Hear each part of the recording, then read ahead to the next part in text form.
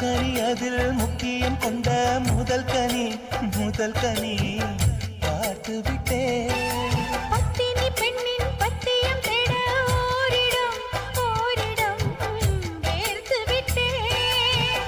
பூர்வ ஜன்ம பந்தம் நீ வந்தது என்றும் இனி நீங்காது நாம் சேர்ந்தது.